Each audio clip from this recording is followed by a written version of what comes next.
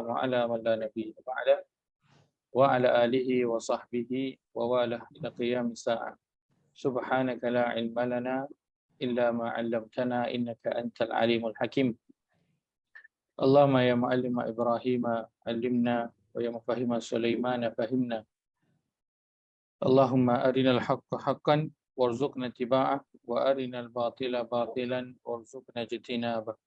اللهم إنا نسألك حبك وحب من يحبك وحب عمل يقربنا إلى حبك يا رب العالمين. اللهم يسر ولا تعسر، ربي تمم بالخير، اللهم آمين. أما بعد، السلام عليكم ورحمة الله وبركاته. Waalaikumsalam warahmatullahi wabarakatuh, Ustaz. Alhamdulillah.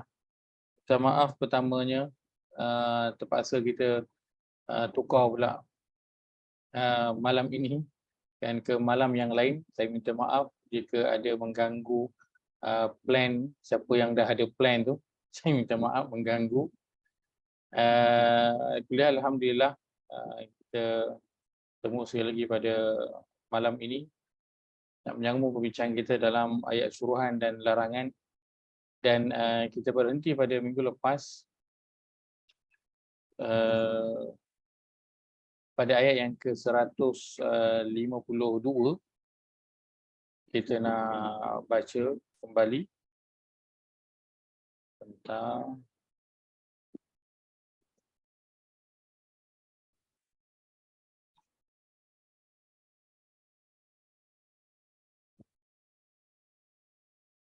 pada muka surat 23. Muka surat 23. Surah Al-Baqarah, surah yang kedua, ayat 152.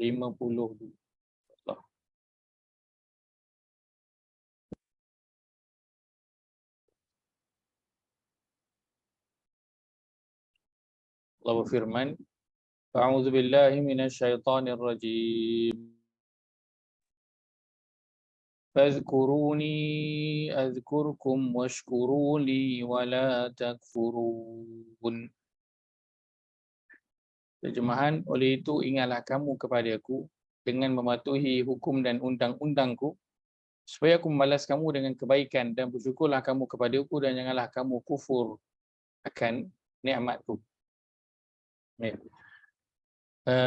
Fazkuruni azkurkum, ingatlah aku dan nescaya aku akan ingat kepada kamu. Kita dah melihat pada potongan awal, itu fazkuruni azkurkum, iaitulah kita ambil perkataan zal, kaf dan juga ra yang bermaksud ingat. Maksud ingat. Dan kita telah sebutkan perkataan zikir ini pada dalam Quran. Perkataan yang Allah gunakan adalah az-zikr. Maksudnya ada tiga. Yang pertama Al-Quran, yang kedua solat, dan yang ketiga ingat. Itu dia punya makna asal dia lah. Ingat dan juga membawa maksud kepada berzikir.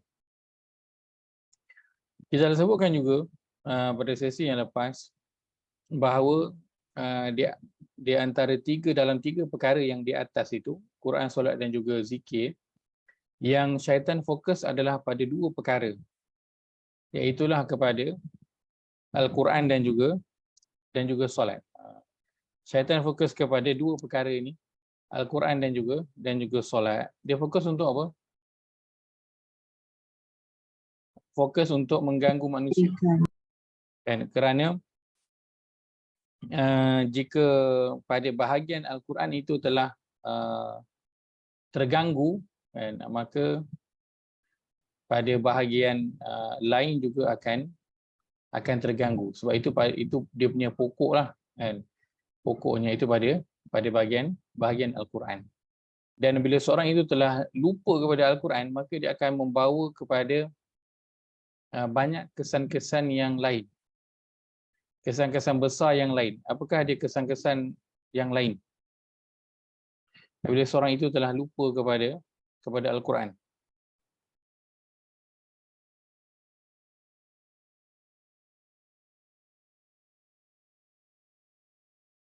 Ada siapa? Kongsi? Kenapa syaitan fokus kepada memalingkan diri demi mengingati Allah. malingkan diri daripada mengingati Allah. Dan Syaitan dalam banyak-banyak perkara, dia fokus kepada dua. Supaya dia nak manusia itu lupa Al-Quran dan lupa kepada solat. Dan ini dua perkara yang menjadi satu isu besar dalam masyarakat Islam secara umumnya. Betul tak? Lupa kepada Al-Quran, iaitu sama ada lupa pada Quran tu dengan dia tak membaca Al-Quran, ataupun dia melupakan Al-Quran daripada kehidupan dia. Jadi dia tak teringat pun nak mengambil Al-Quran itu sebagai panduan ataupun cara hidup dalam diri dan juga keluarga dia. Kan dia fikir sendirilah macam mana yang dia nak buat dalam hidup ni. Maka lupa kepada Quran itu antara masalah besar. Dan daripada itu juga dia membawa kepada lupa solat. Lupa solat. Cuma lupa solat ini dia tidaklah meluas sangat macam orang lupa Quran. Lupa Quran itu adalah lebih meluas terjadinya berbanding dengan lupa solat. Tapi melupakan solat juga adalah perkara yang difokuskan oleh syaitan dalam rangka nak mengganggu manusia. Dia kacau dua ni, Quran dan juga solat, dua je. Dia kacau dua ini, yang lain semuanya yang lain semuanya jadi mudah. Kesannya ialah dia akan membawa kepada perkara-perkara besar yang lain. Dan kita lihat antaranya Allah sebutkan pada surah yang ke-43 ayat yang ke-36, dan ayat ini sering kita ulang-ulang apabila kita bercakap tentang meninggalkan Al-Quran ataupun lupa kepada Al-Quran. Kita telah baca sebelum ini pada surah Az-Zukhruf, surah yang ke-43 ayat yang ke-36 dan juga ayat ke-37, 492. Kita baca sekali lagi. Allah berfirman, a'udzubillahi minasyaitonirrajim, wa may ya'shu 'an dzikrir rahmani nuqayyid lahu syaitanan fahuwa lahu qarin wa innahum la yasuddunahum 'anis sabili wa yahsabuna annahum muhtadun.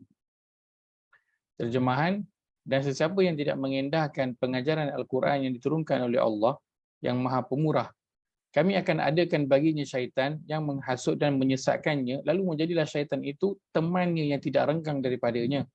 Dan sesungguhnya syaitan itu menghalangi mereka di jalan yang benar, sedang mereka menyangka bahawa mereka orang-orang yang mendapat hidayah petunjuk. Maka kesan daripada meninggalkan Al-Quran akan efeknya pada kehidupan. Efeknya hingga pada kehidupan. Menjadikan seseorang itu dengan kehidupannya ia dipandu oleh syaitan. Akan dipandu oleh syaitan. Begitu juga kalau kita lihat apa yang Allah sebutkan pada surah Taha, surah yang ke-20 ayat 124. Kita nak melihat pada ayat 123 dan juga ayat yang ke-124. Muka surat 320. Muka surat 320 surah Taha, surah yang ke-20 ayat 123 dan 124.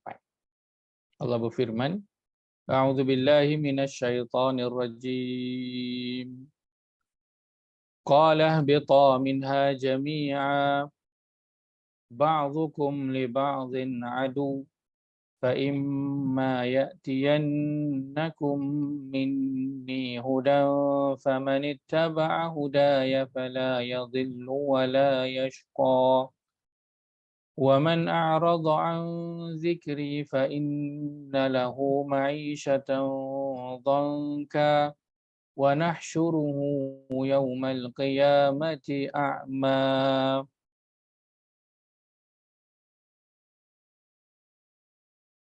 Terjemahan, dan sesiapa yang ayat 103, Allah berfirman, turunlah kamu berdua dari syurga itu bersama-sama dalam keadaan setengah kamu menjadi musuh bagi setengah yang lain. Kemudian jika datang kepada kamu petunjuk dariku, maka sesiapa yang mengikut petunjukku itu, nescaya ia tidak akan sesat dan ia pula tidak akan menderita azab sengsara. Dan sesiapa yang berpaling engkar dari ingatan dan petunjukku, maka sesungguhnya adalah baginya kehidupan yang sempit. Dan kami akan himpunkan dia pada hari kiamat dalam keadaan buta. Maka apa yang kita jadi bila seorang itu telah lupa kepada Al-Quran, maka Allah kata siapa yang ikut petunjukku, ayat 1-3, maka sesiapa yang mengikut petunjukku, nescaya ia tidak akan sesat dan tidak akan pula menderita azab. Dua perkara yang Allah sebutkan, fala yadhillu wala yashqa, dia tidak akan sesat yang pertama, dan yang kedua dia tidak akan menderita azab sengsara. Ini yang kedua. Untuk siapa? Untuk siapa yang mengikut petunjukku, iaitulah Al-Quran. Maka siapa yang tak mengikut petunjuk Al-Quran, apa akan jadi pada dia? Pertama, dia akan sesat. Yang kedua, dia akan menderita azab sengsara. Dua perkara. Dia akan sesat dan dia akan menderita azab sengsara. Kemudian apa lagi? Allah pada ayat 124. Maka sesungguhnya adalah baginya kehidupan yang sempit. Ma'isyatan dongka. Dia akan hidup di dunia, tetapi dia akan hidup dalam keadaan yang sempit. Maksudnya apa? Bukannya keadaan yang sempit itu dia akan hidup miskin, akan hidup fakir, kan? Tak, bukan itu yang dimaksudkan kehidupan yang sempit. Ini dimaksudkan kehidupan yang sempit ialah Allah akan menyibukkan dia dengan perkara yang tidak sepatutnya dilakukan. Contoh, Allah akan sibukkan dia dengan kehidupan dunia. Hingga masa dia seharian itu dihabiskan untuk mencari kehidupan dunia. Hingga sebahagian besar umur dia dihabiskan untuk mencari kehidupan dunia. Yang mana akhirnya dia tak ada rasa kepuasan dalam diri dia. Hidup cari lagi, dia tak rasa puas. Kan? Kalau dalam nasyid itu ibarat minum air laut. Kan? Nasyid Raihan tu. Nada murni dulu, nada murni. Diminum hanya menambah haus. Minum tu lagi tambah haus.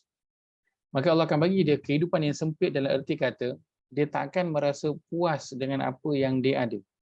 Maka dia akan menghabiskan masa dia akan menghabiskan umur dia akan menghabiskan sebahagian besar kehidupan dia untuk mencari apa yang dia nak penuhi apa yang dia nak hingga dia rasa puas. Kerana dia rasa kalau dia dah dapat ini, maka dia akan rasa puas, dia boleh rehat. Tapi realitinya bila dia sampai, dia dapat apa yang dia idamkan dulu tu, dia tak rasa puas, dia akan nak lagi. Maka berterusanlah dia dalam keadaan begitu. Lalu Allah akan kemudian mematikannya dalam keadaan tersebut. Kehidupan yang sempit. Itu dia akan hadapi ketika di mana? Ketika di dunia. Dan di akhirat, Allah kata, وَنَحْشُرُهُ يَوْمَ الْقِيَامَةِ أَعْمَى. Pada kiamat nanti dia akan dihimpunkan ataupun dibangkitkan dalam keadaan buta. Lalu dia bertanya, wahai Tuhanku, mengapa engkau himpunkan aku dalam keadaan buta? Padahal aku dahulu ketika di dunia adalah orang yang celik dapat melihat.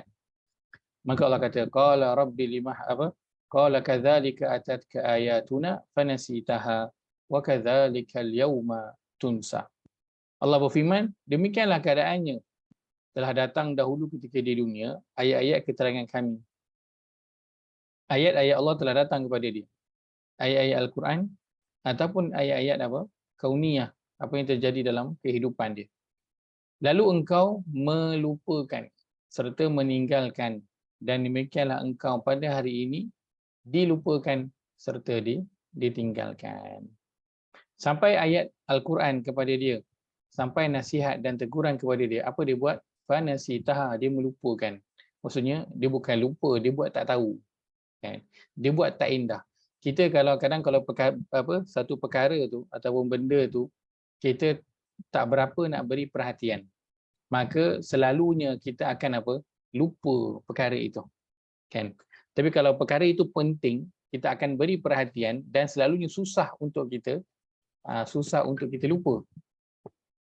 Kan? Susah untuk kita lupa.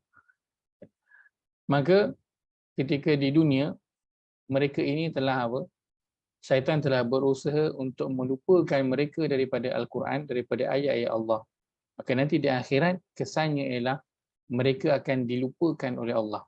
So kalau di akhirat orang yang Allah lupakan dia, dan maka tidak akan ada kebaikan yang akan dia perolehi lagi di akhirat. Maka sebab itu syaitan dia fokus kepada dua perkara ni. Dia nak biar manusia itu lupa kepada Quran, leka daripada Quran. Dengan itu mudah untuk dia nak menguasai fikiran manusia. Kan? Mudah dia nak tunjukkan manusia jalan yang salah, tetapi dihiaskan supaya nampak itulah dia jalan yang betul. Dan daripada situ juga mudahlah dia untuk mengganggu bentuk ibadah khusus manusia. Dia nak ganggu solat, dia nak ganggu puasa, dia nak ganggu infak ataupun zakat. Dia akan banyak lebih mudah untuk dia mengganggu bila Al-Quran itu telah dilupakan. Baik. Maka jalan nak mencapai dua perkara ini, iaitulah nak melupakan manusia dengan Al-Quran dan nak melupakan manusia daripada solat. Maka syaitan masuk dengan 4 cara. Itulah pertama, melalaikan, menjauhkan daripada Al-Quran, dia masuk daripada jalan kemewahan, dan dia masuk melalui jalan kawan. Baik. Maka ini beberapa perkara yang kita sebutkan tentang ingatlah aku, maka aku akan ingat kepada kamu. Bila sebut az-zikir ataupun fazkuruni, maka tadi kita sebutkan ada 3, Al-Quran, solat dan juga ingat ataupun berzikir. Pada bahagian berzikir ini, saya nak fokuskan kepada satu perkara, iaitulah tentang berzikir, tentang berzikir secara umum, tentang berzikir, apa pun bentuk zikir lah. Baik, sebentar.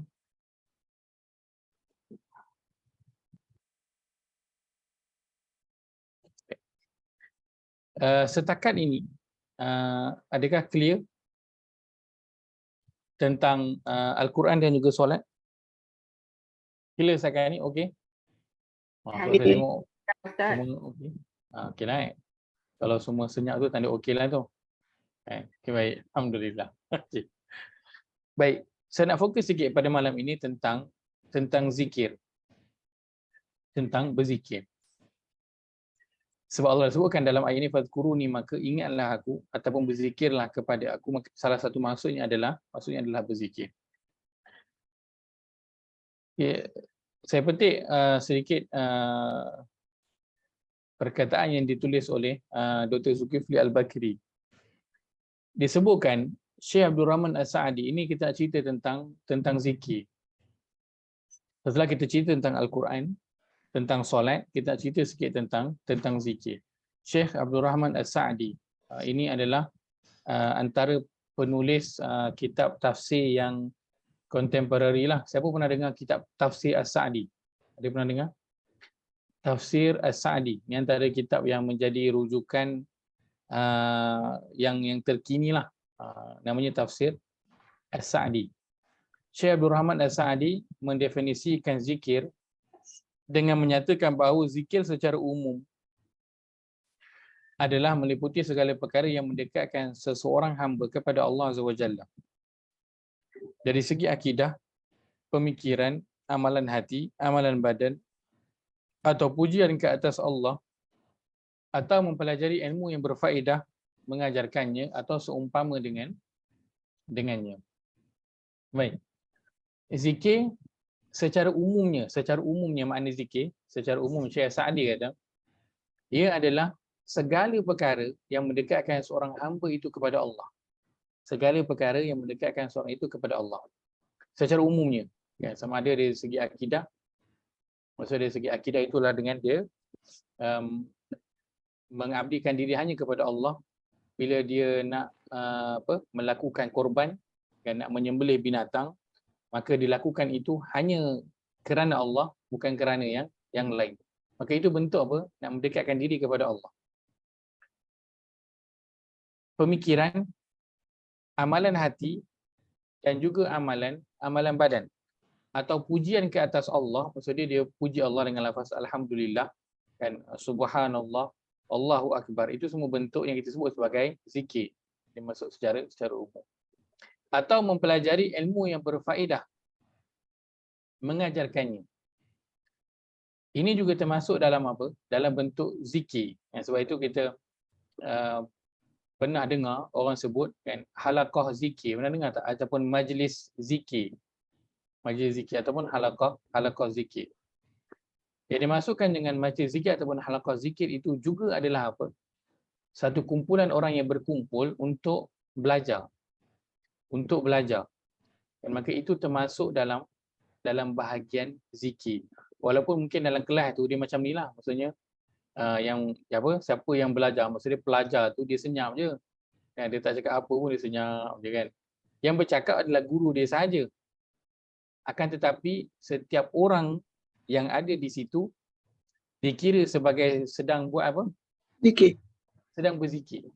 Walaupun dia hanya senyap, dia tak cakap apa-apa. Tapi dia dikira sebagai orang yang tengah berzikir. Maka mempelajari ilmu yang berfaedah yang dimasukkan adalah ilmu berkaitan dengan terutamanya ilmu yang berkaitan dengan agama. Maka itu juga dimasukkan didefinisikan sebagai zikir. Mengajarkan ilmu yang berfaedah juga termasuk dalam kategori zikir. So dia bukan saja belajar tapi dia mengajar. Tapi kena ingatlah ilmu yang berfaedah kan, bukan ilmu yang tidak berfaedah ataupun yang tidak bermanfaat. Kerana ada yang ilmu yang tidak bermanfaat kan. Ilmu apa? Ajar ilmu sihir ke, dan ajar ilmu apa? Macam mana cara nak nak isap vape ke, kan ilmu-ilmu yang berfaedah.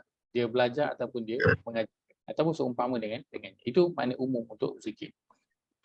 Secara khususnya pula, makna zikir secara khusus ia merujuk kepada lafaz-lafaz tertentu yang disyariatkan oleh Allah SWT. Itu maksud zikir. Maksud khusus untuk zikir. Dia adalah lafaz-lafaz tertentu yang disyariatkan oleh Allah SWT. Seperti membaca Quran, menyebut nama-nama dan sifat-sifat Allah SWT yang maha tinggi. Menyebutnya itu dengan bibir ataupun dengan hati. Sebagaimana yang termaktub dalam Al-Quran. Ataupun lafaz-lafaz yang disyariatkan melalui lidah Rasulullah SAW yang memberi erti pujian, penyucian, pengesaan terhadap Allah SWT. Maka zikir secara khusus maknanya ialah lafaz-lafaz tertentu yang disyariatkan oleh Allah SWT. Apa yang Allah dah ajar. Sama ada Allah beritahu dalam Quran ataupun yang lafaznya itu datangnya daripada Nabi SAW. Dua tu. Dan zikir itu pula sama ada yang kita ucapkan di bibir ataupun kita ucapkannya di dalam hati. Maka bukanlah zikir itu dengan apa yang kita kena ucapkan mulut je, tak, tetapi apa yang diucapkan di dalam hati juga adalah bentuk dikira sebagai zikir. Walaupun mulut dia senyap tapi hatinya berzikir subhanallah, alhamdulillah, Allahu akbar. Dan maka itu juga dikira sebagai zikir, bukan yang dilafazkan di mulut. Dan perkara ini juga antaranya kita nak beri perhatian juga tentang zikir yang dilafazkan dengan bibir ini. Ia satu perkara yang baik, cuma kita nak beri perhatian kerana kita bimbang dan kita nak melakukan perkara yang baik, akan tetapi syaitan akan sentiasa datang nak mengganggu. Ya. Kadang-kadang sekarang ni mudahlah kalau nak berzikir, kita ada tasbih kan, kita ada biji tasbih. Sekarang juga kita ada apa yang letak kat jari tu kan, tekan tu kan. Maka siapa yang menggunakan dua benda ini, sama ada tasbih ataupun yang tekan di jari itu,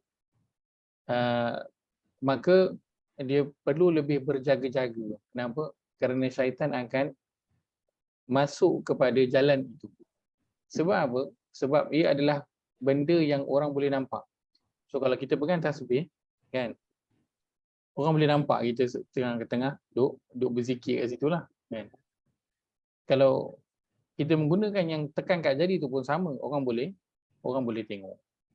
Dan katakan sekarang pun kan ada orang yang tasbih itu digantungkan di leher ataupun dia diletakkan di tangan kan.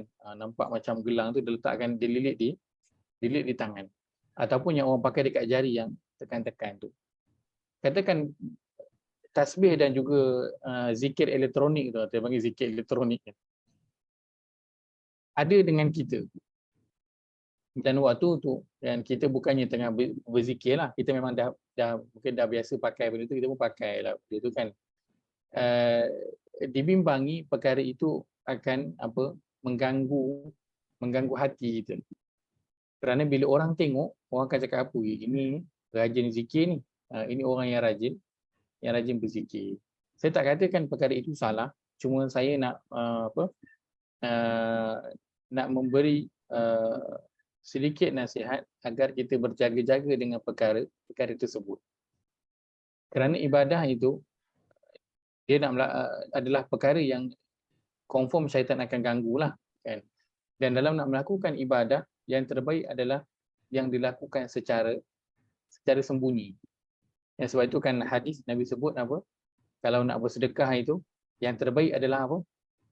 Tangan kanan nampak tangan kiri. Dia bersedekah dengan tangan kanan hingga tangan kiri itu pun tak tahu. Maksudnya nak kena sembunyi. Maksudnya kalau sampai tangan kiri itu pun tak tahu, maksudnya orang lain tahu tak? Orang lain lagi tak tahu. Kan, maksudnya dengan diri dia sendiri pun dia nak kena sembunyikan, berjaga-jaga. Begitu Nabi SAW ingatkan tentang ibadah. Lakukan dia secara sembunyi. Maka benda-benda yang menzahirkan kepada bentuk sedang buat ibadah, itu perkara yang kita nak sama-sama berhati-hati. Dan kerana kita pun tahu diri kita bagaimana, kita bimbang. Syaitan itu akan masuk pada bila-bila masa sahaja. Walaupun mungkin kita rasa, taklah, saya tak rasa macam tu, saya rasa okey je. Saya tak ada rasa macam orang pandang saya ada ni ke, macam riak ke, tak ada, saya okey je. Akan tetapi, syaitan akan sentiasa masuk.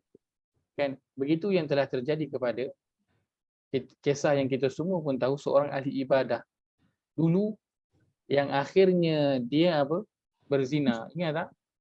Kan? Seorang ahli ibadah yang duduk di hujung kampung, rumah dia seorang, tak ada jiran-jiran yang lain, kerja dia beribadah sahaja. Tetapi akhirnya diganggu juga oleh syaitan. Maka sebab itu kita nak sama-sama beri perhatian, khususnya tentang zikir dengan bibir ini, dan umumnya apapun bentuk ibadah yang kita nak lakukan, puasa kan, ataupun solat malam, ataupun bacaan Quran kan, ataupun berinfak, kita nak sembunyikan. Ada pun orang yang mungkin bila dia berinfak yang dia buat kan, dia pamerkan tu, ataupun yang dia buat cek besar tunjuk dia berinfak ataupun berzakat dan sebagainya, itu adalah kelonggaran di situ. Pertama, kalau orang yang dia ada macam NGO lah kan, dia ambil duit daripada dana awam, kemudian dia kena tunjuklah duit itu digunakan untuk apa. So ada keperluan. Yang kedua, kalau niatnya adalah untuk nak menggalakkan orang untuk nak berinfak, bersedekah ataupun berzakat, maka dibolehkanlah dalam keadaan yang begitu. Tapi hukum asalnya adalah apa? Hukum asalnya adalah ibadah itu dilakukan secara sembunyi. Lakukan secara sembunyi. Baik. Maka zikir, lafaz tertentu yang datang daripada Allah dalam Al-Quran ataupun apa yang datang daripada lidah Nabi SAW yang dilafazkan dengan bibir ataupun dilafazkan dengan hati.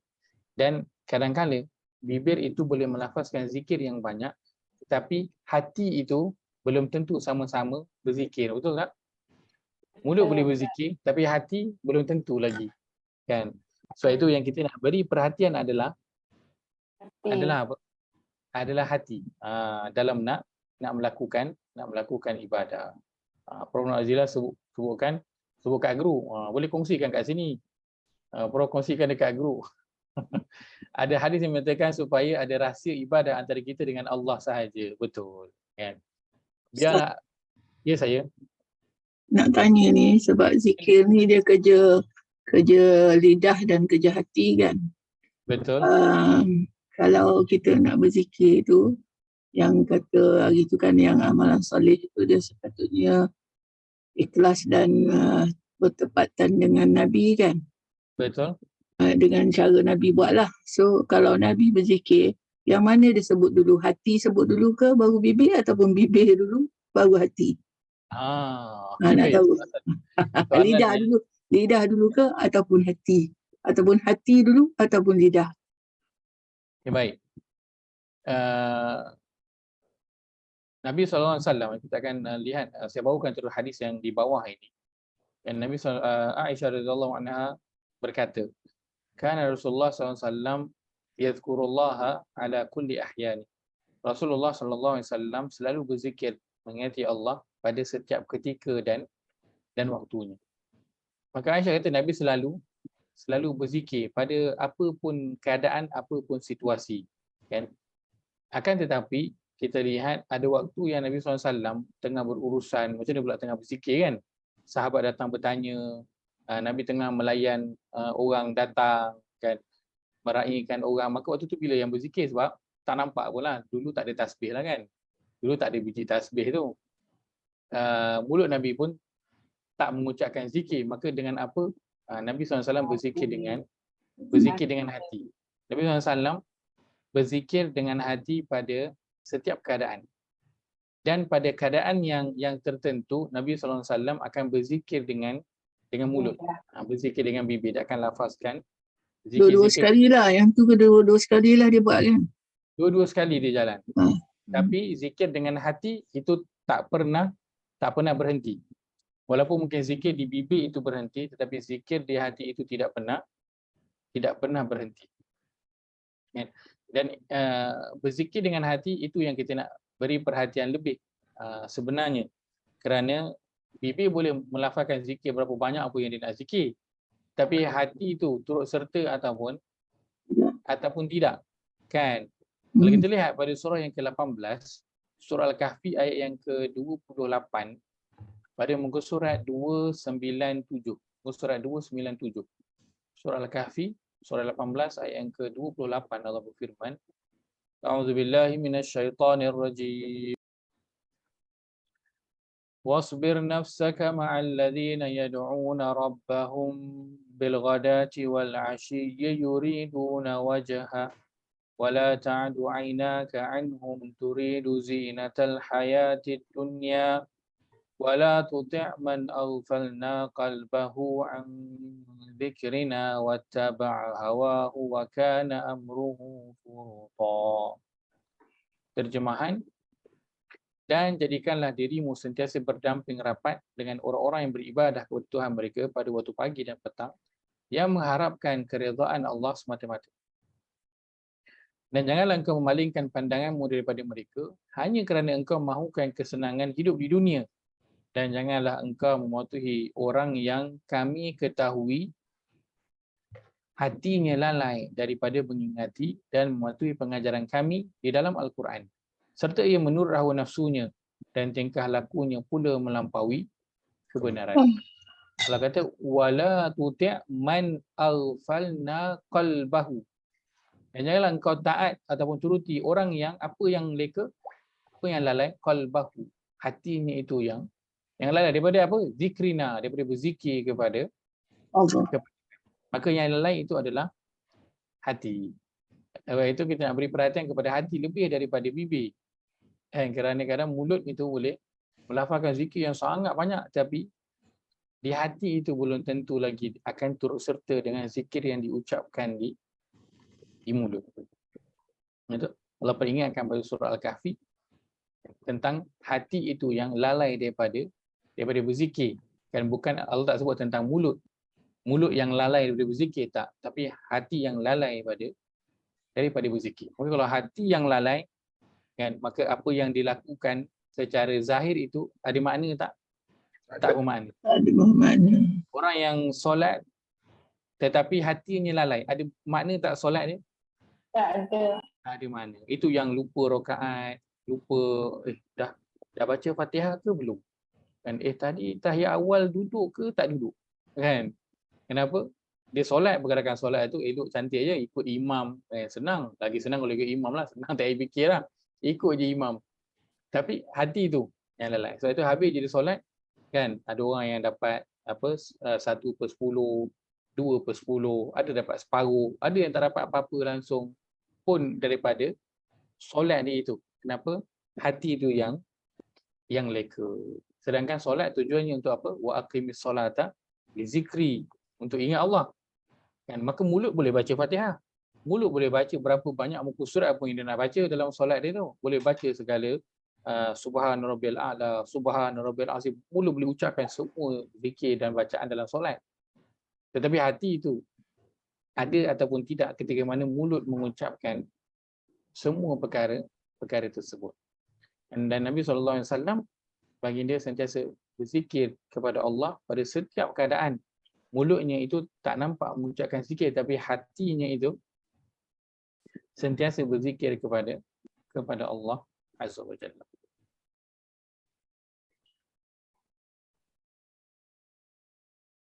Baik. Maka zikir secara khususnya adalah apa lafaz yang datang daripada Allah dalam Al-Quran ataupun daripada Nabi SAW. So itu maksud dengan zikir. Ini daripada Maktabah Al-Bakri. Jadi apa yang datang daripada selain Al-Quran dan juga selain daripada Nabi SAW, itu dikira zikir ataupun tidak? So then lebih baik berzikir dalam hati. Betul. Orang tak nampak tu kan.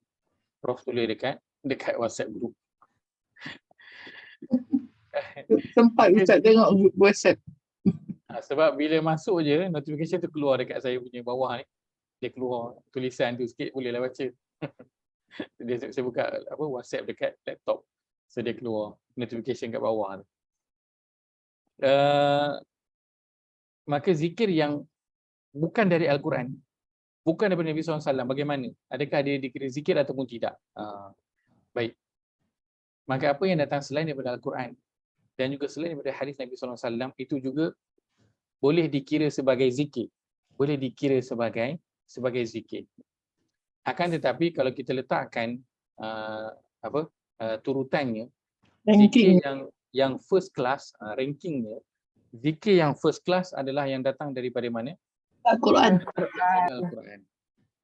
Kemudian datang daripada hadis Nabi SAW. Kemudian selepas daripada itu masuk ranking yang bawahnya lah. Datang daripada sahabat, datang daripada tabi'in, datang daripada para ulama, daripada salafus soleh, datang ranking yang selepas itu. Maka yang terbaik yang di atas tu. Yang lain tu semua boleh dikira sebagai zikir juga, kerana dia adalah ucapan-ucapan yang mengingatkan kita kepada Allah Azza wa Jalla. Lafaz memuji Allah Azza wa Jalla. Tapi dalam nak melafazkan zikir, perkara yang perlu diingat adalah zikir yang kalau yang dilakukan ataupun yang direka oleh manusia, kadang-kala ada unsur yang berlebih-lebihan dalam memuji. Contohnya sama ada memuji Allah ataupun memuji Nabi SAW. Kadang mungkin ada perkataan yang mungkin kurang sesuai yang digunakan. Kat ini perbincangan dari sudut ilmiah lah. Maka untuk nak selamat daripada semua itu adalah dengan kita berzikir menggunakan apa yang datang daripada Al-Quran dan daripada hadis Nabi SAW. Itu jalan yang paling selamat sekali untuk keluar daripada segala kemungkinan yang ada. Itu jalan yang paling selamat. Sebab kadang lagi kalau zikir dalam bahasa Arab, kadang kita pun kurang tahu perkataan yang digunakan, bentuk ayat yang digunakan, yang dimaksudkan adalah apa, betul tak? Sebab kadang orang baca jampi-jampi pun dalam bahasa Arab juga, kan? So kadang kita pun tak tahu apa benda yang dia maksudkan dengan ayat-ayat tu. So yang terbaik adalah daripada Al-Quran, daripada hadis ataupun daripada ulama-ulama yang terkenal, yang semuanya dimaklumi lah, daripada imam empat mazhab kita ke, daripada para sahabat, siapa yang dia itu dikenali masyhur. Adapun daripada yang lain itu kan, maka mungkin dia perlu beri perhatian yang lebih sikit pada lafaz zikir yang diajarkan itu. Dan kelebihan zikir yang datang daripada Al-Quran dan juga Nabi SAW, dia sudah tentu ada kelebihannya berbanding dengan zikir yang datang daripada manusia lain, kan? Kerana zikir-zikir ni adalah yang Nabi sebutkan, ada ganjaran-ganjarannya yang tertentu. Ya, macam siapa yang membaca subhanallah, alhamdulillah, Allahu akbar 33 kali selepas daripada solat, kemudian dia cukupkan 100 dengan la ilaha illallah sehingga habis, maka ganjarannya apa? Ganjarannya akan diampunkan segala dosanya walaupun sebanyak buih di lautan. Kalau kita lafazkan zikir orang lain, ada boleh dapat tak ganjaran macam tu? Sudah tentu tak boleh lah. Sebab apa? Apa pun zikir yang direka, kan, yang orang buat, walaupun ulama yang buat, dia tetap tak boleh letakkan di situ apa ganjarannya, sebab dia pun tak tahu. Sebab ganjaran ni termasuk dalam bahagian apa? Termasuk dalam bahagian perkara lain. Dia masuk Ustaz, dalam nak tanya satu Ustaz. Silakan. Ada zikir yang Nabi tak buat, sahabat buat, tapi Nabi galakkan. Contohnya macam masa nak bangkit daripada rukuk tu, i'tidal tu, kan ada sahabat yang sembahyang belakang Nabi kan, dia kata subhana rabbiyal azimi wa bihamdi sami Allahu liman hamidah rabbana lakal hamdu apa semua tu kan, yang dia tambah tu kan. Kan langit terbuka semua tu kan. Masa tu Nabi nampak langit terbuka. Itu yang Nabi tak buat, tapi sahabat buat. Kita boleh ikut lah kan. Ya. Boleh Dia jika kiranya kalau benda yang Nabi tak buat, tapi Nabi galakkan, Nabi suruh kita buat, kira sunnah lah kan. ya betul. Dia dah perintah Nabi, dia kira sunnah jugalah. Tapi orang kata kadang dia masukkan ke bid'ah. Betul. Sebab hadis ini yang dimasukkan dengan hadis adalah apa yang datang daripada Nabi SAW, min qaulin aw fi'lin aw takririn, apa yang datang daripada perkataan Nabi, perbuatan Nabi, ataupun apa yang Nabi akukan. Kan, contoh paling mudah yang makan dhab tu lah. Kan, Nabi tak makan, orang lain makan, Nabi biarkan. Maka ada peristiwa macam Janur sebutkan, bacaan-bacaan ataupun zikir yang disebut oleh para sahabat yang Nabi tak sebut pun, Nabi tak ajar pun. Ada pada doa iftitah, ada pada sebutan Rabbana walakal hamd hamdan katsiran thayyiban barakum fi, dan zikir yang para sahabat baca. Tetapi Nabi SAW tahu perkara itu dan Nabi mengiyakan perkara tersebut. Mengiyakan perkara tersebut. Maka itu boleh dilakukan kerana Nabi tahu zikir itu dan Nabi mengiyakan perkara tersebut, maka dia masuklah dalam bahagian zikir yang boleh dibaca, walaupun bukan Nabi yang ucapkan, tetapi zikir itu datangnya daripada orang lain, tapi Nabi tahu dan Nabi mengiyakan perkara ataupun zikir tersebut. Tapi itu berlaku pada zaman Nabi SAW sahajalah, waktu Nabi masih hidup lah. Adapun bila Nabi dah meninggal, kan, zikir-zikir yang lain tu kan boleh juga dibaca, cuma tak boleh dipastikan adakah zikir itu yang terbaik mengikut apa yang Allah nak, kehendak Allah ke, sama ada diterima, sama ada ganjarannya dapat sekian, itu wallahu a'lam. Sebab apa? Nabi tak ada nak sahkan zikir itu. Kalau Nabi ada, okey. Sebab Nabi tak ada untuk sahkan zikir itu, itu yang saya sebutkan, jalan selamat adalah apa? Mengambil zikir daripada Al-Quran dan juga daripada hadis Nabi sallallahu alaihi wasallam. Cuma kita kadang-kala yang datang pada Nabi ni kita nampak macam simple sangat. Bilangannya pun tak banyak. So kita rasa macam tak puas. Kan? Kita nak yang zikirnya tu panjang. Dan lagi-lagi kalau zikir tu orang tak pernah dengar, lagi kita seronok lah. Nak baca kan, nak share. Lepas tu bilangannya pula banyak. Kan, kalau boleh nak sampai beribu-ribu punya bilangan kan. Maka itu yang kita sebutkan, agar kita berpada dengan apa yang datang daripada Nabi SAW. Kerana yang mahalnya sebab dia datang daripada Nabi. Itu yang mahalnya, yang tak ada pada zikir-zikir yang lain. Mahalnya sebab datang daripada Nabi, itu je. Zikir yang lain, walaupun mungkin zikirnya itu bunyi dia sedap. Kalau baca tu memang sampai ke hati. Kalau kita faham sampai ke hati, boleh menangis-nangis kalau baca zikir tu. Bilangannya pula banyak. Akan tetapi dia bukan datang daripada Nabi. So keistimewaannya itu tak ada. Keistimewaannya itu tak ada. Orang katakan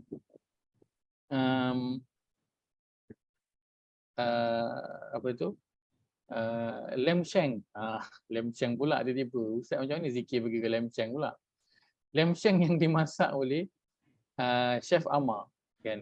Ataupun sekarang orang suka kunafah. Kunafah tu kan. Ada siapa pernah try makan kunafah tu tak? Orang sekarang kan suka makan kunafah tu. Kunafah mana yang sedap? Kunafah makanan dessert tu. Tak tahu.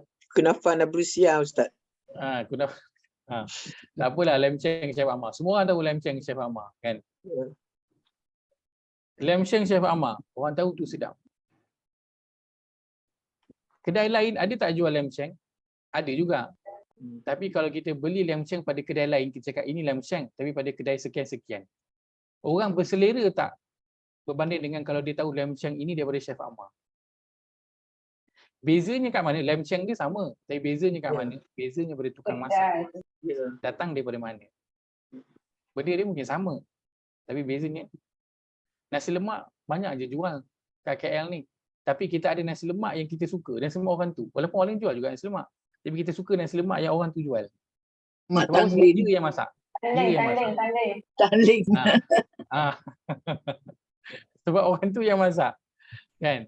Kalau orang lain masak tak ada. Macam kan apa suami dan juga anak-anak. Makanan kat luar banyak je ada. Tapi kenapa kadang dia suka makan kat rumah? Kat rumah lauknya sama je macam kat luar. Kat rumah apa goreng nasi, goreng mi, masak lemak juga sama macam kat luar. Tapi kenapa kat rumah dia suka? Sebab air tangan kat rumah tu. Itu yang mahal, yang tak ada kat luar.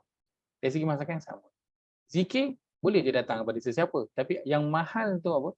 Yang mahal tu sebab datang daripada Nabi. So, itu dia punya value dia dekat situ. Datang daripada Nabi SAW. Datang daripada orang lain bukan kita tak baik. Boleh je. Makanan daripada kedai lain boleh je makan. Sama je. Cuma dari sudut value tu. Dia mahal sebab datang daripada Nabi SAW. Baik. Ya, Ustaz.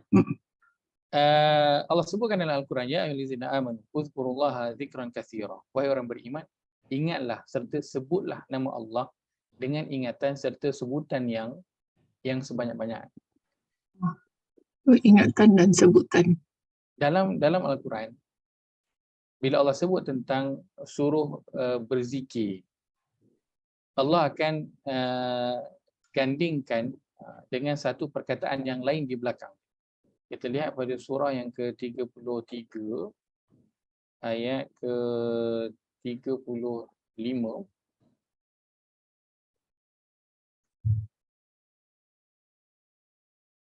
Baik. Muka surat 422. Muka surat 422 surah Al-Ahzab surah 33 ayat 35. A'udzubillahi minasyaitanir rajim. Innal muslimina wal muslimat wal mu'minina wal mu'minat wal qanitina wal qanitat was sadiqina was sadiqat والصابرين والصابرات والخاشعين والخاشعات والمتصدقين والمتصدقات والصائمين والصائمات والحافظين فروجهم والحافظات والذاكرين الله كثيرا والذاكرات أعد الله لهم مغفرة وأجرا عظيما. Sesungguhnya orang-orang lelaki yang Islam, serta orang perempuan yang Islam, dan orang lelaki yang beriman, serta orang perempuan yang beriman, dan orang lelaki yang taat, serta orang perempuan yang taat, dan orang lelaki yang benar, serta orang perempuan yang benar, dan orang lelaki yang sabar serta orang perempuan yang sabar, dan orang lelaki yang merendah diri kepada Allah serta orang perempuan yang merendah diri kepada Allah, dan orang lelaki yang bersedekah serta orang perempuan yang bersedekah, dan orang lelaki yang berpuasa serta orang perempuan yang berpuasa, dan orang lelaki yang memelihara kehormatannya serta orang perempuan yang memelihara kehormatannya, dan orang lelaki yang menyebut nama Allah banyak-banyak serta orang perempuan yang menyebut nama Allah banyak-banyak. Allah telah menyediakan bagi mereka semuanya keampunan dan pahala yang besar. Baik, apa yang kita perasan?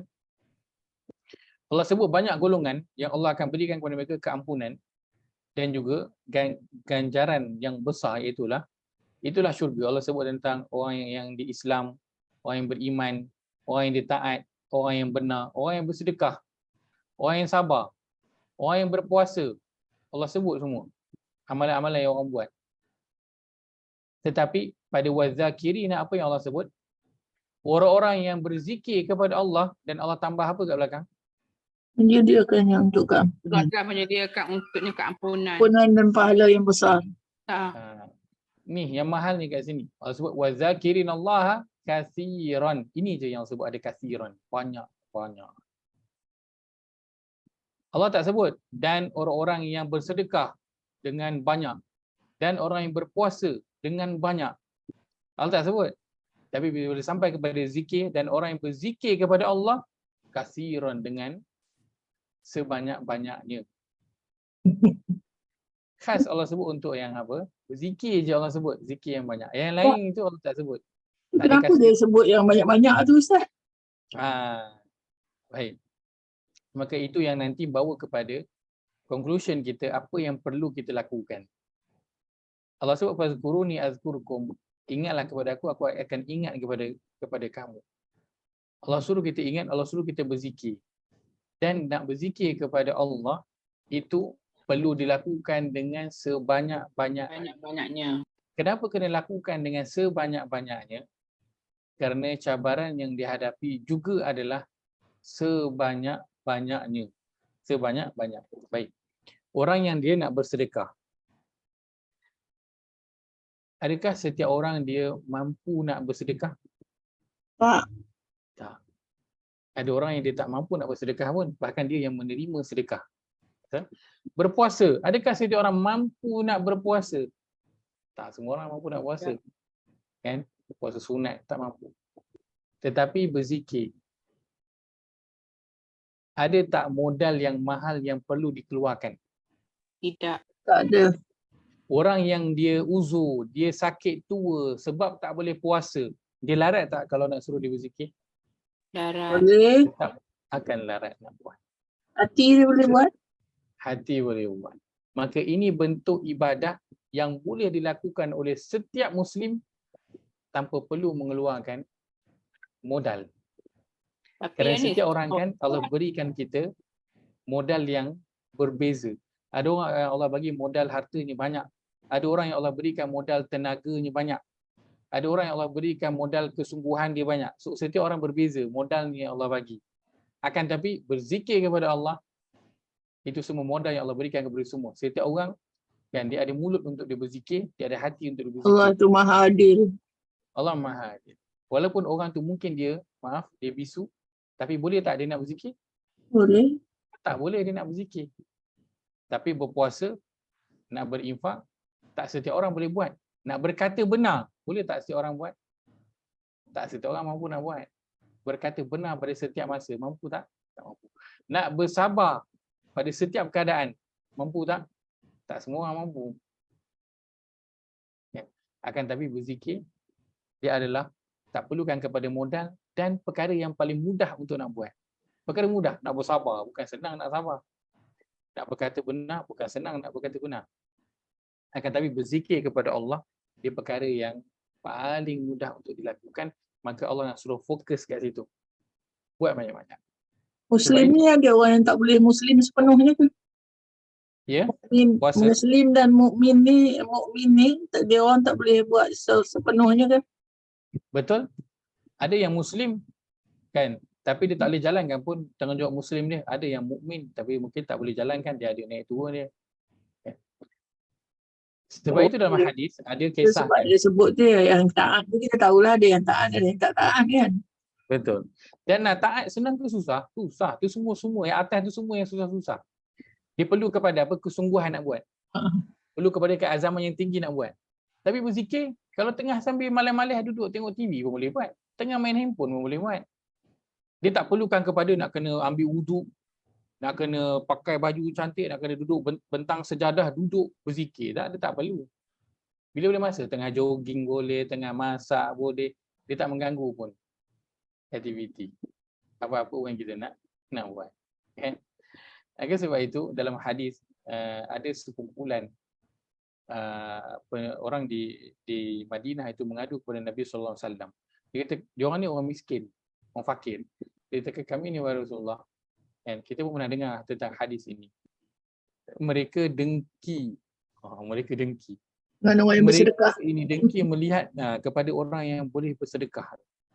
Sebab dia orang tak ada apa yang dia orang nak infakkan. So dia orang dengki pada orang yang boleh infak tu. Maka Rasulullah kata apa? Rasulullah kata dia dulu dia orang dulu.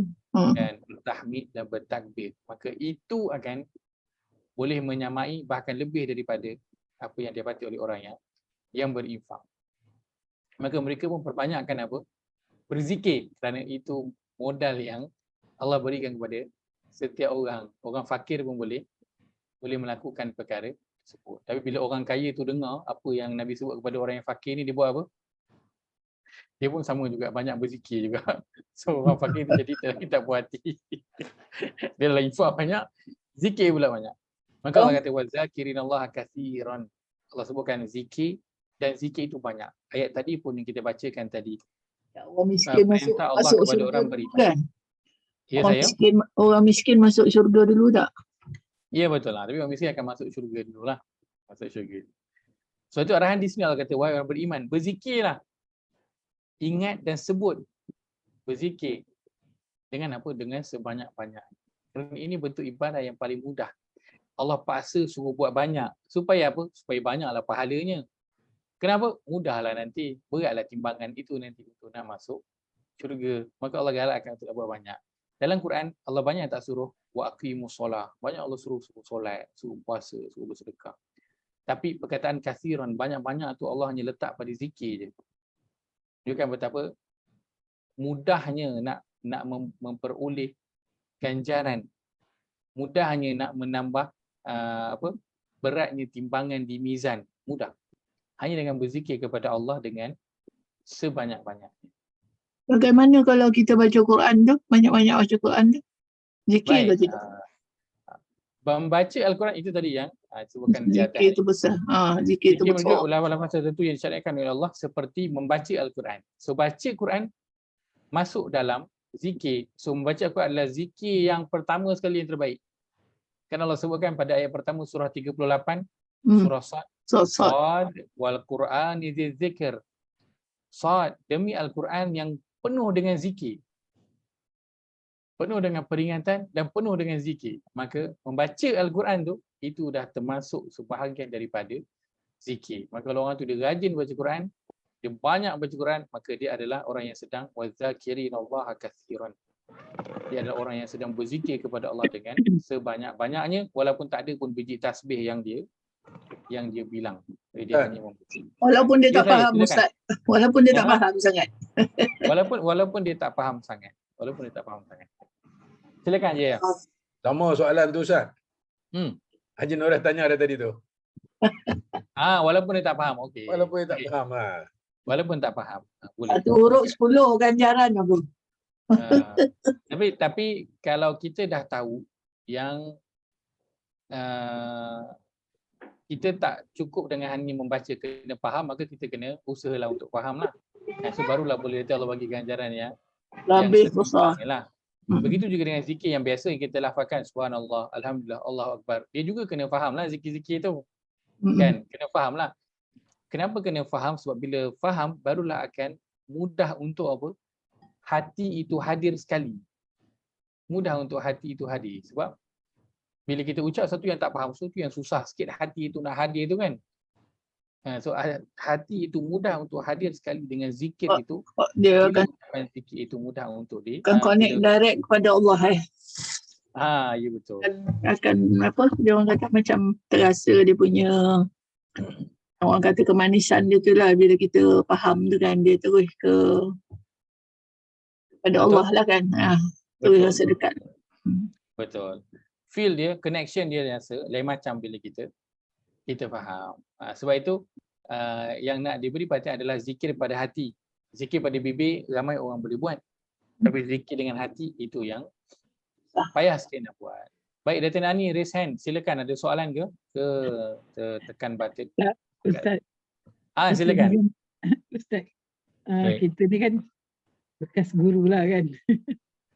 Masa dulu kita pergi bekerja sebab kita kurang ilmu tentang agama ni. Jadi kita pergi bekerja macam kita fikir kita pergi kerja nak tambahkan pendapatan.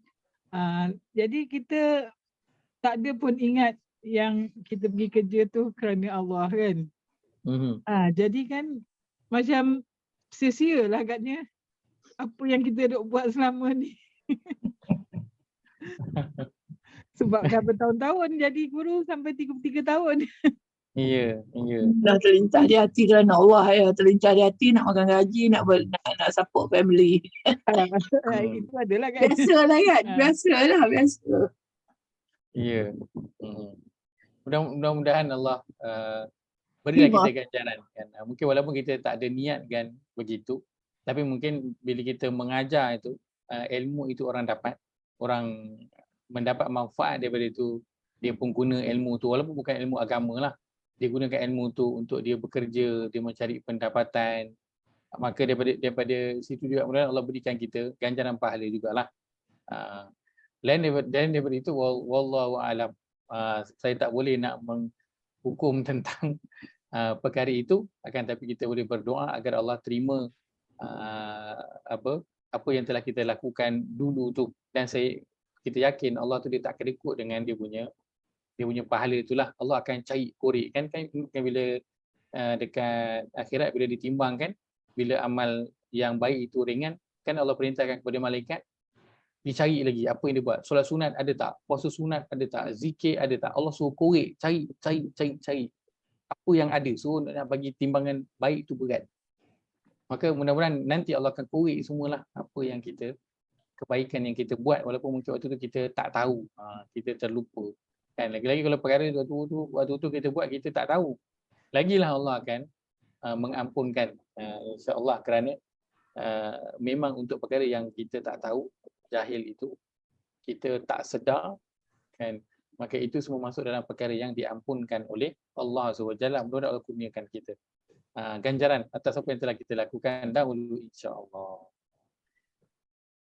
Baik, Rasulullah sallallahu alaihi wasallam bersabda, "Matsalul ladzi yazkuru rabbahu wal ladzi la yazkuru rabbahu matsalul hayy wal mayyit." Perumpamaan orang yang berzikir kepada Allah dan orang yang tidak berzikir kepada Allah adalah seperti orang yang hidup dan orang yang mati. Orang yang berzikir kepada Allah umpama hidup, orang yang tak berzikir dia umpama orang yang mati. Perumpamaan kepada keutamaan untuk berzikir. Sebuah hadis kursi, Allah berfirman, "Ana ma'ahu idza dzakarani, wa in dzakarani fi nafsihi dzakartuhu fi nafsi, wa in dzakarani fi mala'in dzakartuhu fi mala'in khairin minhum." Aku bersama hamba-Ku apabila ia mengingatiku. Barang siapa mengingatiku dalam dirinya, maka aku akan mengingatinya di dalam diriku. Barang siapa mengingatiku dalam sekumpulan orang, maka aku akan mengingatinya dalam kumpulan yang lebih baik daripada kumpulannya itu. Begitu Allah SWT, kalau kita berzikir kepada Allah, ingat kepada Allah, maka Allah pun akan berzikir dan ingat kepada kita. Ya Allah zikir, Allah nak zikir apa pula? Allah zikir sebut nama kita. Ingat tak hadis yang Nabi sebutkan, Allah kalau dia dah sayang kepada seorang hamba tu, apa dia buat? Dia akan sebut nama hamba tu. Dia akan beritahu Jibril, "Wahai Jibril, ni orang ni aku sayang." Dia sebut nama. Maka Jibril pun sayang kepada hamba. Dia suruh perintah penduduk langit. Allah kata, "Wahai Jibril, aku sayang dia." Allah sebut nama. Kemudian Allah suruh Jibril sayang kepada orang tersebut. Jibril pun lalu menyeru seluruh penduduk langit, dia kata, "Allah sayang kepada dia ni. Wahai penduduk langit semua, sayanglah kepada dia." 1001 malam punya cerita. 1001 malam. Allah, kita duk ingat ke Allah, duk sebut nama Allah, Allah akan duk sebutlah nama kita, Allah akan sentiasa ingat kepada kita. So dia lawan kepada lupa. So bila kita ingat Allah kat dunia, nanti Allah akan ingat kepada kita nanti di akhirat. Kita lupakan Allah di sini, Allah akan lupakan kita nanti di akhirat. Dan kalau kita ingat kepada Allah dalam satu kumpulan, macam sekarang ni kita sedang lakukan, kan, kita ingat kepada Allah, berbincang tentang Al-Quran, berbincang tentang hadis, mengingatkan kita kepada Allah SWT, maka Allah akan menyebut nama kita semua ni nanti, mudah-mudahan insya-Allah dalam kumpulan yang lebih baik daripada kumpulan kita ini. Iaitu kumpulan apa? Kumpulan malaikat lah. Sudah tentulah malaikat kumpulannya lebih baik daripada kumpulan kita ni lah. Maka mereka, kumpulan malaikat itu akan mengingati kita semua yang sedang mengingati Allah Azza wa Jalla. Baik. Ini secara umumnya zikir, dan Aisyah pesan tadi bahawa sebutkan tadi bahawa Nabi berzikir kepada Allah pada setiap masa. Dan dalam perihal berzikir ini yang saya nak highlightkan adalah tentang zikir yang Nabi SAW lakukan, iaitu adalah zikir apa dia? Zikir pada waktu pagi dan juga pada waktu petang. Zikir pagi dan juga zikir petang yang sama ada kita baca daripada Hisnul Muslim ataupun yang kita baca daripada Ma'surat itulah. Yang selalu kita familiar dengan Ma'surat tu. ia bentuk suruhan zikir yang Allah highlightkan dalam Al-Quran. Allah berfirman, "Wadhkur rabbaka katsiran wasabbih bil 'ashyi wal ibkar." Dan ingatlah kepada Tuhanmu dengan berzikir, sikit ke banyak? Banyak-banyak. Dan bertasbihlah memuji Allah pada waktu malam dan pada waktu pagi. Wadhkur rabbaka fi nafsika tadarruan wa khifatan wa dunal jahri minal qawli bil ghudwi wal asal wa la takun minal ghafilin. Dan sebutlah serta ingatlah akan Tuhanmu dalam hatimu dengan merendah diri serta dengan perasaan takut melanggar perintahnya. Dan dengan tidak pula menyaringkan suara pada waktu pagi dan petang. Pada ayat yang ke-41 di surah Al-Ahzab, surah Allah, ya ayyuhallazina amanu dzkurullaha dzikran katsira. Di sini ayat 41 ayat kita baca tadi. Wahai orang beriman, sebutlah, ingatlah serta sebutlah nama Allah dengan ingatan serta sebutan yang sebanyak-banyaknya. Ayat 42 kata apa? Wasabbihuhu bukratan wa asila. Dan bertasbihlah kepadanya pada waktu pagi dan waktu petang. Maka dua waktu ini kita perlu beri perhatian kalau kita nak masuk dalam golongan yang Allah sebutkan wadzakirinallaha katsira. Nak berzikir kepada Allah banyak-banyak. Dua waktu ni beri perhatian. Waktu pagi dan juga waktu petang. So itu Nabi SAW, waktu pagi memang Nabi akan berzikir dulu. Dan begitu juga waktu petang, Nabi akan ada baca zikir-zikir yang khusus untuk pagi dan petang. Itu boleh kita dapati daripada buku Hisnul Muslim. Ustaz, petang tu lepas maghrib ke sebelum maghrib? Lepas asar? Petang waktunya adalah selepas asar. Lepas Petang asar. waktunya adalah selepas asar. Tapi nak baca selepas maghrib boleh tak? Boleh. Nak baca lepas isyak? Boleh. Bacalah. Kerana pentingnya zikir ini Nabi memang amalkan di sepanjang hidup Nabi SAW. Maka bacalah zikir petang itu walaupun kita waktu tu tengah dah nak tidur, baru nak masuk tidur dah waktu tu. Kita ingat tak baca lagi zikir petang. Bacalah walaupun dah pukul 12 tengah malam. Baca. Ustaz, Ya saya. tolong ulang nama buku karangan tadi yang Ustaz kata tu yang kita Hisnul Muslim tu kan dah ada baca gitu. Buku tu namanya Hisnul Muslim. Hisnun. Hisnul Muslim. Tulisan Arabnya begini.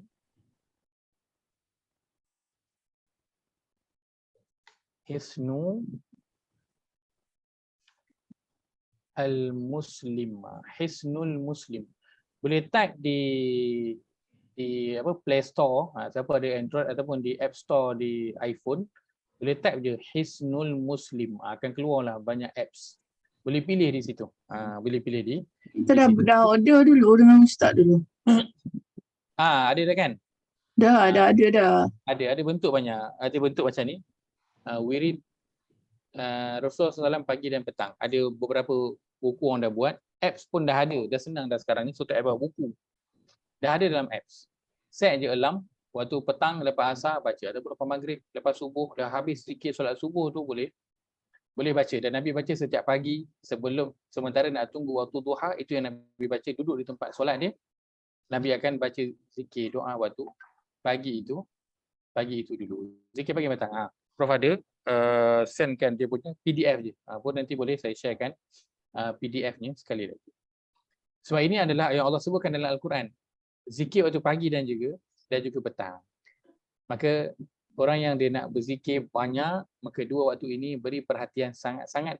Waktu pagi dan juga pada waktu petang. Nak kena beri perhatian. Baik. Nanti boleh kalau berkaitan dengan mungkin kalau orang tanya kalau dia baca maksurat okey tak? Baca maksurat pun okey. Tak ada masalah untuk permulaan. Baik untuk dengan sebab orang kita Malaysia dia biasa dengan maksurat kan. Akan tapi kalau nanti boleh berpindah kepada keseluruhannya itu dibaca daripada Hisnul Muslim, itu yang terbaik. Kerana maksurat dia adalah himpunan yang diambil daripada Hasan Al-Banna. Dan jadi ada bahagian yang dia datang daripada dia dan daripada juga ulama-ulama lah kan. Ada tambahan yang lain dan ada yang ada pada Hisnul Muslim yang tak ada di dalam maksurat. So boleh je nak bermula dengan maksurat, tak ada masalah. Dan kemudian bolehlah juga mula melihat kepada Hisnul Muslim. Ustaz, Kalau mula-mula baca, ya saya silakan. Ustaz, hisnu tu apa makna Ustaz? Sa'nun tu. Hak Sa'nun tu maksudnya pendinding. Open dinding. Pendinding. Maksudnya adalah pendinding. Hisnu maksudnya pendinding ataupun tembok ataupun kita kata shield. Arab panggil shield. Pelindung. Itu namanya hisnu. Dan sudah tentu banyak kebaikan lah. Cuba amalkan. Selalu kan orang kita kan suka ambil amalan-amalan. Ini cuba amalkan. Cuba amalkan 40 hari, sebulan, cuba amalkan dan insya-Allah kita akan rasa kesannya pada diri kita. Insya-Allah. Kerana Nabi SAW lakukan dalam tu, kalau baca Hisnul Muslim kan, pada sebahagian buku dia akan letakkan footnote dekat bawah tu. Dia letakkan footnote di bawah itu, dia akan tulis ni Ajar Nur dah kongsikan. Kat Balik je footnote tu, nak betulkan jap. dekat footnote tu dia ada tulis, kalau macam yang Ajar Nur dia tunjukkan buku tu, itu antara yang keluaran yang saya cadangkan. Dekat bawah tu dia ada rujukan hadis itu, riwayatnya siapa, dan kalau ada kelebihan daripada zikir itu dia akan nyatakan di bawah. Kelebihan kalau ada dia akan nyatakan di bawah. Antaranya subhanallah wa bihamdi 100 kali kan. Subhanallah wa bihamdi 100 kali Nabi ucapkan pada waktu pagi dan juga pada waktu petang. Nanti boleh tengok dekat bawah tu footnote tu dia ada tulis Nabi bersabda, siapa yang membaca subhanallah wa bihamdi pada waktu pagi lalu dia mati kan sebelum waktu petang, maka tidak ada orang yang akan datang pada hari kiamat yang membawa amalan yang lebih baik daripada dia. Kecuali orang tu dia baca subhanallah bihamdi lebih banyak daripada dia. Maksudnya dia baca 100, orang tu baca 101. Maka orang tu dia akan datang menghadap Allah dengan membawa amalan yang lebih baik daripada kita yang baca 100. Betul. Okey, kalau ada dia akan nyatakan di bawah itu. Maka bila kita nak baca pun doa ataupun zikir ni kita akan rasa lebih tenteram sikit. Sebab kita dah tahu rujukannya itu daripada mana. Dah tahu sumbernya itu daripada mana. Ada pemberatnya daripada siapa? Dia yang mahal tu, value tu sebab apa? Daripada Nabi sallallahu alaihi wasallam.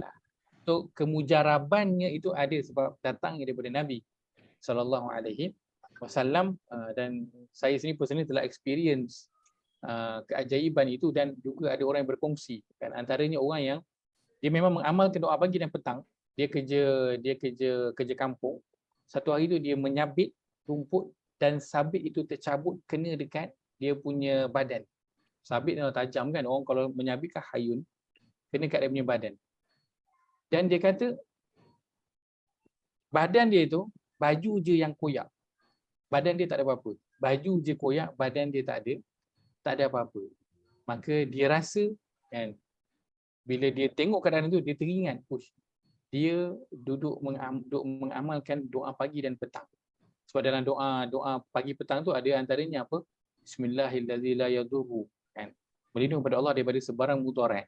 Maka dia pun teringat doa tu, mungkin itulah antara asbabnya yang melindungi dia. Dan Islam Muslim ni namanya pun pendinding. So dia sebagai pelindung kita pada setiap hari daripada pelbagai gangguan. Sebab bila kita keluar kita tak tahu kan apa yang akan mengganggu kita. Kita jumpa dengan siapa, kita tak tahu. Sebab itu kadang orang kata kalau datang bawa balik daripada luar, jangan terus tegur baby. Betul tak? Kenapa orang kata macam tu? Ada benda mengikut. Ada benda ngikut. Kita tak tahu daripada luar tu apa yang ngikut kita balik. Kita tak tahu kat luar tu apa yang kita dah bawa balik ke rumah. Maka doa pagi petang dia akan lindung kita daripada semua itu dan manfaatnya kepada siapa? Kepada ahli keluarga kita keseluruhannya. Kita keluar, kita dah baca doa pagi petang tu, gangguan itu kita tak bawa masuk ke dalam rumah. So tak perlu bimbang lah. Kadang orang bimbang, orang kacau, orang sihir, orang santau, macam-macam lah orang buat kan. Jangan bimbang kalau kita dah amalkan doa pagi dan juga doa petang. Siapa yang mungkin ada gangguan, maka sangat baik untuk dia mula mengamalkan doa pagi dan juga petang. InsyaAllah nanti dia dah kurang gangguan dia dan dia tak perlu pun lagi pergi jumpa ustaz-ustaz untuk nak pergi berubat dah. Dia dah boleh dah baca doa pagi petang tu pun dah cukup. Tak perlu dah lagi dia kejap-kejap nak jumpa ustaz, kejap-kejap nak jumpa ustaz. Dah tak perlu dah. Cukup dengan doa pagi dan juga doa petang. Ustaz, bacaan manzil Ustaz? Bacaan manzil. Baik. Bacaan manzil saya pernah tengok bukunya, cuma saya tak ingat dalamnya itu macam mana. So saya minta maaf, saya tak boleh nak ulas. Sebab saya tak ingat dalamnya itu macam mana, apa zikir dia, dan sudah tentulah lagilah saya tak semak lah sumbernya itulah. So saya tak berani nak cakap. Cuma yang saya boleh cakap ialah kalau siapa yang biasa dengan manzil itu, boleh tengok balik apa zikir-zikir itu dan cuba cari sumbernya daripada mana. Cuba cari sumbernya itu sebab daripada mana. bila saya ikut daurah di Janda Baik Syekh Nuruddin kan, Syekh Nuruddin daurah di Janda Baik tu memang setiap pagi diamalkan, budak-budak akan baca manzil lah. Ya. Ya. Dekat Mahat An-Nur. Baik. Dan bacaan dia banyak juga yang sama dengan yang zikir pagi dan petang tu. So okey lah. Kalau ada rujukannya okey. Tak ada masalah. As long as ada rujukannya okey. Apa pun dia punya nama. Yang penting sumber itu. Rujukan itu yang penting. Bukanlah kadang orang kata kenapa nak kena jadi legit sangat kan? Nak kena jadi berya sangat semua ni kan? Tak. Kerana kita nak sebutkan bahawa value-nya itu datang sebab daripada Nabi. Itu je value-nya. Datang daripada Nabi. Daripada orang lain boleh je kita nak amalkan daripada sesiapa pun. Cuma kita nak katakan kemujaraban zikir itu, kelebihan dia, fadilat dia, itu semua datang dengan daripada Nabi SAW. Baik. Allah sebutkan, kalau kita dapat surah yang keempat ayat yang ke-142. Surah keempat ayat 142, muka surat 101. Allah berfirman, a'udzubillahi minasyaitanir rajim. Innal munafiqina yukhadi'una Allah wa huwa khadi'uhum wa idza qamu ila sholati qamu kusala yura'una an-nasa wa la yadhkuruna Allah illa qalila. Sesungguhnya orang munafik itu melakukan tipu daya terhadap agama Allah dengan perbuatan berpura-pura beriman sedang mereka kafir pada batin. Dan Allah pula tetap membalas tipu daya mereka dengan membiarkan mereka dalam keadaan munafik. Mereka pula apabila berdiri hendak solat, mereka berdiri dalam keadaan malas. Mereka hanya bertujuan riak, memperlihatkan solatnya kepada manusia supaya disangka bahawa mereka orang beriman. Dan poin kita adalah potongan akhir ini, wala yadhkurunallaha illa qalila, dan mereka pula tidak mengingati Allah melainkan sedikit sekali, jarang-jarang. So orang beriman, Allah suruh dia apa? Berzikir, sebut nama Allah dengan banyak. Banyak-banyak. Kerana orang munafik itu mereka berzikir tapi apa dia? Sedikit, jarang-jarang. Sedikit sekali dia, jarang-jarang. Dengan solat itu dia tak ingat kepada Allah. Mulutnya mungkin melafazkan bacaan solat itu, zikir-zikir dalam solat, tapi hatinya itu tidak. Maka sebab itu Allah kata, nak membezakan orang munafik. Allah tak nak kita jadi orang munafik. Allah suruh uzkurullaha zikran katsira, zikir kepada Allah banyak-banyak. Dan orang munafik itu Allah sebut mereka wala yadhkurunallaha illa qalila. Mereka tak ingat kepada Allah, tak berzikir kepada Allah kecuali sedikit je. Itu bezanya. Sedangkan dia bukanlah perkara yang susah untuk dilakukan. Baik. Maka tentang tiga perkara yang kita sebutkan, zikir ataupun zakara adalah Al-Quran, solat dan juga ingat kepada Allah dan berzikir. Dan tentang perihal berzikir ini kena banyak-banyak. Kenapa? Dalam Quran gandingkan zikir dengan banyak kerana modalnya itu sangatlah rendah. Modalnya sangatlah rendah. Dan dia kena dilakukan dengan banyak kerana kita nak berbeza dengan orang munafik. Orang munafik zikirnya itu adalah sikit. Dan waktu yang kita nak beri perhatian untuk berzikir kepada Allah adalah pada waktu pagi dan juga pada waktu petang. Dan saya sangat menggalakkan untuk kita amalkan zikir pagi dan juga petang itu. Dan saya juga, kalau siapa yang baru nak amalkan nanti boleh kongsi experience dia setelah dia mengamalkan zikir pagi dan juga petang itu. Baik. Allah sebutkan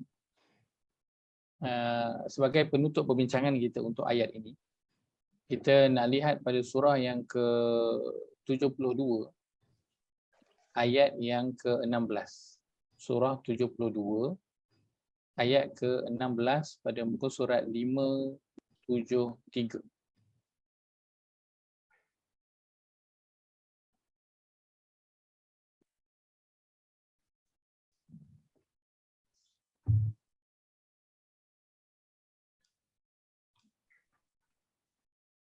Baik, sebentar.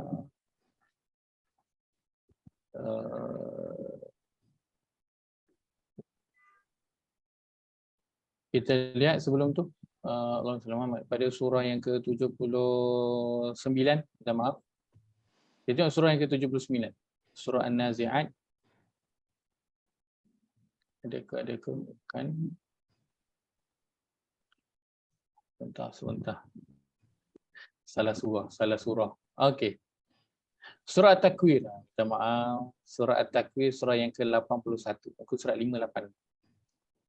Surah At-Takwir, surah yang ke-81, muka surat 586. Kita nak melihat pada ayat 27. Ayat 27 hingga ayat yang ke-28. Ayat 27 hingga ayat yang ke-28. Ni Ajaya ada ke? Boleh ke Ajaya?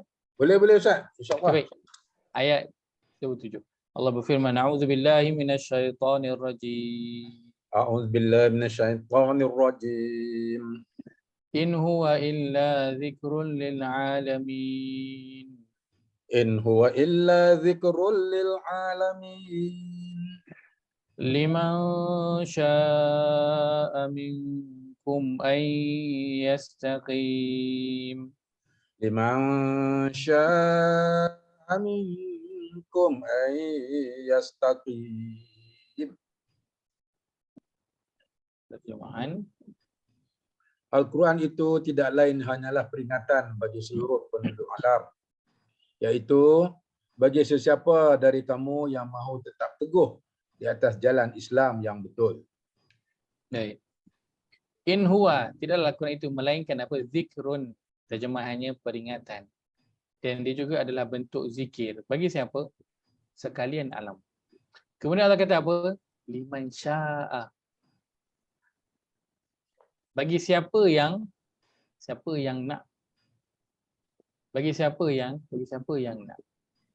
Al-Quran ini, ada tak sesiapa menghalang kita waktu kita tengah masak, waktu kita tengah uruskan rumah, waktu kita tengah driving?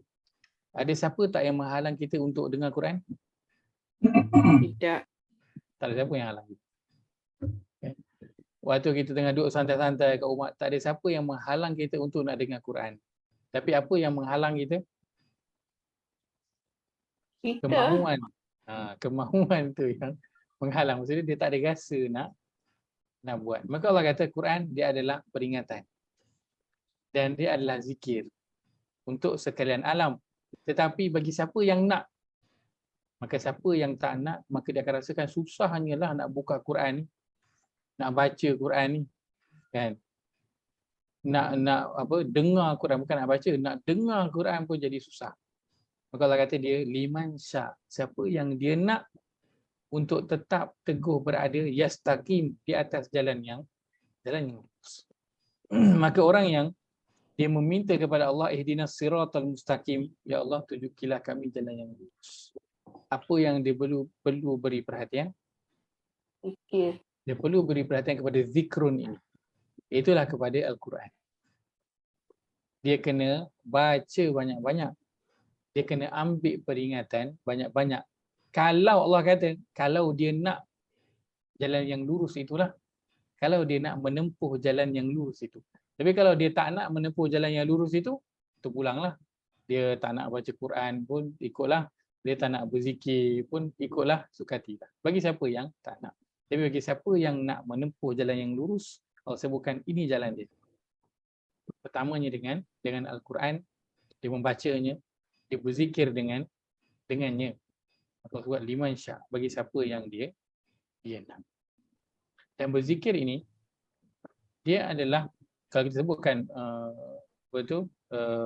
mungkin baca Quran tu macam susah nak buat, kan? Tetapi nak berzikir, susah ke senang nak buat? kita sebut nak berzikir subhanallah, alhamdulillah, Allahu akbar, la ilaha illallah. Senang ke susah sebenarnya nak sebutkan, nak ungkapkan zikir-zikir tu? Senang je Ustaz. Senang je.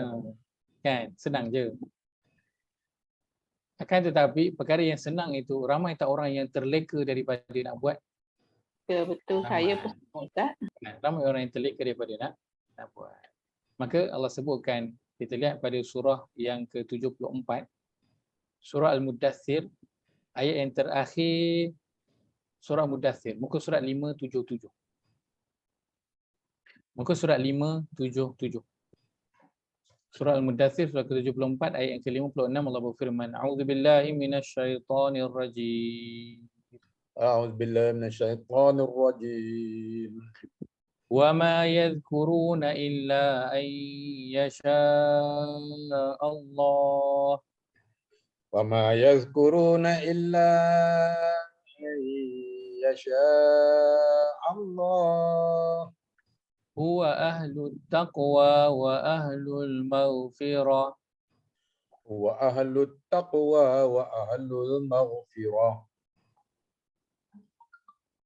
Kan?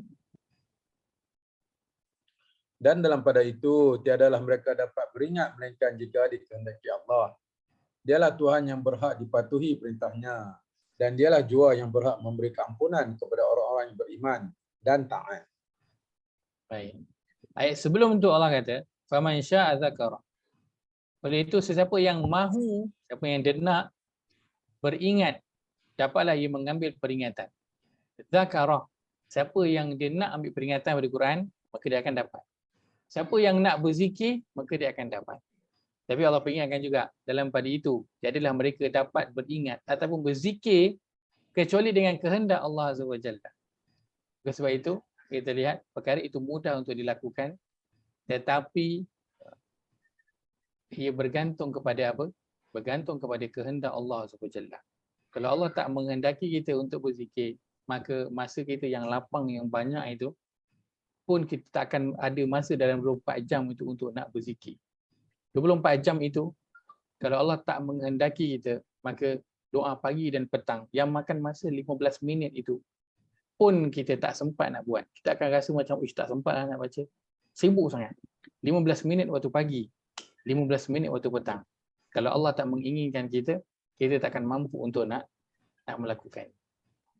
Sebab itu perkara yang mudah. Tak perlukan modal. Akan tetapi betapa ramai yang merasakan cabaran untuk nak berzikir itu. Sehingga ramai yang terlupa dan terleka daripada nak berzikir kepada Allah dalam 24 jam itu. 24 jam, bayangkan boleh terlupa. Kan? Padahal banyak masa, banyak minit tapi boleh terlupa. Begitulah cabarannya. Dia mudah tapi dia tidak mudah. Dia mudah tapi dia tidak mudah. Dia memerlukan kepada kehendak Allah Azza wa Jalla, menginginkan kita atau tidak untuk mengingati dia ataupun berzikir kepada dia. Sebab itu antara pesanan yang Nabi SAW berikan kepada Muaz bin Jabal. Nabi kata, wahai Muaz, sesungguhnya aku menyintai engkau. Wahai Muaz, sesungguhnya aku menyintai engkau. Wahai Muaz, sesungguhnya aku menyintai engkau. Maka dia kata, aku berwasiat kepada engkau, kan? Apa?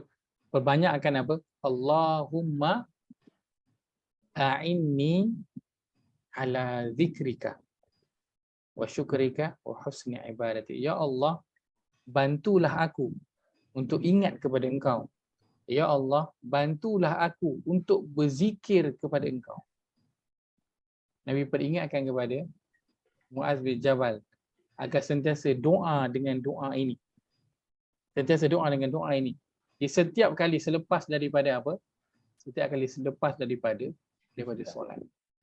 Kita minta kepada Allah agar Allah bantu kita untuk kita terus boleh berzikir kepada Allah dalam masa kita yang seharian itu.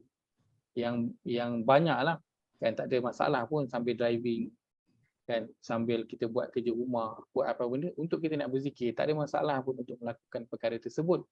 Tapi ia bergantung kepada kehendak Allah SWT. Maka kita nak memohon kepada Allah agar Allah bantu kita untuk berzikir kepada Allah Azza wa Jalla banyak. Kerana kita tak nak menjadi orang yang berzikir kepada Allah tapi sikit. Kan? Kita nak berzikir kepada Allah banyak-banyak, kerana orang yang wazakirin Allah katsiran wazakirat, orang lelaki dan perempuan yang dia berzikir banyak kepada Allah, maka Allah menyediakan baginya keampunan dan juga ganjaran yang besar. Maka kesimpulan untuk ayat yang ke-152 ini, Allah sebutkan fadhkuruni azkurkum, ingatlah kepada aku, berzikirlah kepada aku, nescaya aku akan ingat kepada kamu. Kita nak beri perhatian kepada Al-Quran, kepada solat dan juga kepada zikir. Kita nak banyak melakukan perkara ini, kita nak banyak berzikir dengan Al-Quran, dan kita juga siapa yang berkemampuan banyak melakukan solat-solat sunat dalam bentuk dia nak mengingati Allah Azza wa Jalla, dan jangan lupa zikir pagi dan juga petang. Itu kita sama-sama amalkan yang kita ambil daripada ayat 152 ini, insya-Allah. Wallahu taala alam. Itu saya kongsikan pada malam ini, moga ada manfaat yang dapat diambil. Qul qawli hadza wa astaghfirullahal azim li wa lakum. Allahumma ja'al hadza jama'ana jam'an marhuma wa tafarruqana min ba'dihi tafarruqan ma'suma. Allahumma inna na'udzubika min ilmin la yanfa' wa min qalbin la yakhsha' wa min nafsin la tashba' wa min da'watin la yustajabu laha. Rabbana ighfir lana wa li ikhwanina alladhina sabaquna bil iman wa la taj'al fi qulubina ghillan lil ladzina amanu rabbana innaka ra'ufur rahim. Rabbana atina fid dunya hasanah wa fil akhirati hasanah wa qina adzaban nar. Wa sallallahu ala nabiyyina Muhammad wa ala alihi washabihi ajma'in. Walhamdulillahirabbil alamin. Kita tutup dengan tafsir kafarah. Subhanakallahumma bihamdika asyhadu an la ilaha illa anta astaghfiruka wa atubu ilaik. Soalan bertanya, adakah kena baca mukadimah sebelum berzikir seperti Fatihah untuk dihadiah kepada Rasulullah dan ibu kita? Tak perlu. Boleh saja terus berzikir. Tak perlu ada mukadimah. Yang ada perlu ada mukadimah doa. Itu yang Nabi ingatkan. Doa kena ada mukadimah. Allah dan juga selawat kepada Nabi sallallahu alaihi wasallam, doa. Adapun zikir boleh terus saja berzikir, dan pahala itu kita boleh niatkan untuk diberikan kepada ibu bapa, kepada sesiapalah daripada orang yang kawan boleh, nak bagi dekat saya boleh, tak ada masalah. Tak perlu kepada mukadimah. Jazakumullahu khairan kepada semua meluangkan masa pada malam ini. Saya mohon maaf jika ada mengganggu jadual semua. Kita jumpa pada minggu hadapan pada hari yang sama, insya-Allah. Kita doa mudah-mudahan Allah berikan kita kelapangan masa, tak ada gangguan lagi, insya-Allah. Terima kasih semua. Assalamualaikum warahmatullahi wabarakatuh.